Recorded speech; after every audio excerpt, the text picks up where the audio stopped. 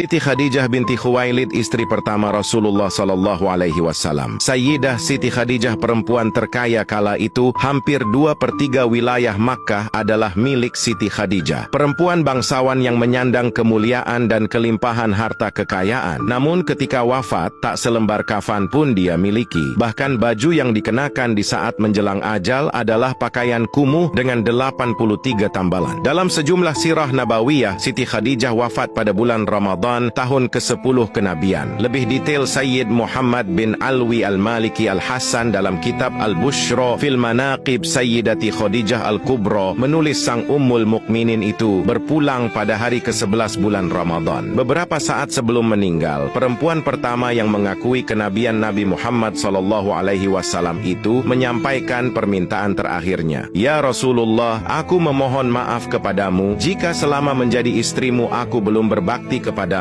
Kata Khadijah, seperti dikutip kitab Al-Bushra fil Manaqib Sayyidati Khadijah Al-Kubra halaman 16. Mendengar perkataan sang istri, Rasulullah menjawab, jauh dari itu ya Khadijah. Engkau telah mendukung dakwah Islam sepenuhnya. Jawab Rasulullah. Dengan nada lirih, Khadijah berkata kepada Rasulullah sallallahu alaihi wasallam bahwa dirinya sudah tak punya apa-apa lagi untuk mendukung perjuangan Islam. Seluruh hartanya telah habis. Sementara perjuangan Rasulullah sallallahu alaihi wasallam dalam menyebarkan Islam belumlah selesai. Wahai Rasulullah, seandainya nanti aku mati sedangkan perjuanganmu ini belum selesai, sekiranya engkau hendak menyeberangi sebuah lautan, sekiranya engkau hendak menyeberangi sungai, namun engkau tidak memperoleh rakit atau jembatan, maka galilah lubang kuburku, ambillah tulang belulangku, jadikanlah sebagai jembatan untuk kau menyeberangi sungai itu, supaya engkau bisa melanjutkan dakwahmu, kata Khadijah. Menjelang ajalnya pun, Khadijah tidak berani meminta sesuatu kepada Rasulullah. Dipanggillah Fatimah, putri satu-satunya. Ya Fatimah putriku, aku yakin ajalku segera tiba. Bisik Khadijah kepada Fatimah sesaat jelang ajal. Yang kutakutkan adalah siksa kubur. Tolong mintakan kepada ayahmu agar beliau memberikan sorbannya yang biasa digunakan untuk menerima wahyu, agar dijadikan kain kafanku. Aku malu dan takut memintanya sendiri, kata Khadijah dengan suara lirih kepada putri semata wayangnya itu. Mendengar hal itu, Rasulullah berkata, wahai Khadijah, Allah menitipkan salam kepadamu dan telah dipersiapkan tempatmu di surga, kata Rasulullah sallallahu alaihi wasallam, dan disambut senyum Khadijah. Tak lama mendengar itu, Ummul Mukminin, ibu kaum mukmin pun menghembuskan nafas terakhirnya di pangkuan Rasulullah. Didekapnya sang istri itu dengan perasaan pilu yang teramat sangat. Tumpahlah air mata mulia Rasulullah dan semua orang yang ada di situ. Dalam suasana tangis dan duka menyelimuti keluarga Rasulullah sallallahu alaihi wasallam, malaikat Jibril turun dengan mengucap salam dan membawa 5 kain kafan. Kemudian Rasulullah menjawab salam Jibril dan bertanya, untuk siapa sajakah kain kafan itu ya Jibril? Tanya Rasulullah. Kafan ini untuk Khadijah, untuk engkau ya Rasulullah, untuk Fatimah, Ali dan Hasan, jawab Jibril yang tiba-tiba berhenti berkata, kemudian menangis. Rasulullah lalu bertanya, kenapa ya Jibril? Cucumu yang satu, Husain, tidak memiliki kafan. Dia akan dibantai, tergeletak tanpa kafan dan tak dimandikan, jawab Jibril. Setelah mendengar jawaban Jibril, Rasulullah berkata di dekat jasad Khadijah, wahai Khadijah istriku sayang, demi Allah, aku takkan pernah mendapatkan istri sepertimu. Pengabdianmu kepada Islam dan diriku sungguh luar biasa. Allah Maha mengetahui semua amalanmu. Semua hartamu kau hibahkan untuk Islam. Kaum muslimin pun ikut menikmatinya. Semua pakaian kaum muslimin dan pakaianku ini juga darimu. Namun mengapa permohonan terakhirmu kepadaku hanyalah selembar sorban? Rasulullah pun tampak sedih. Oh Khadijahku sayang, kau meninggalkanku sendirian dalam perjuanganku. Siapa lagi yang akan membantuku? Aku ya Rasulullah, sahut Ali bin Abi Thalib, sang menantu saat di samping Rasulullah. Di samping jasad Siti Khadijah, Rasulullah kemudian berdoa kepada Allah, ya Allah, ya ilahi Rabbi, limpahkanlah rahmatmu kepada Khadijahku yang selalu membantuku dalam menegakkan Islam, mempercayaiku pada saat orang lain menentangku, menyenangkanku pada saat orang lain menyusahkanku, menenteramkanku pada saat orang lain membuatku gelisah.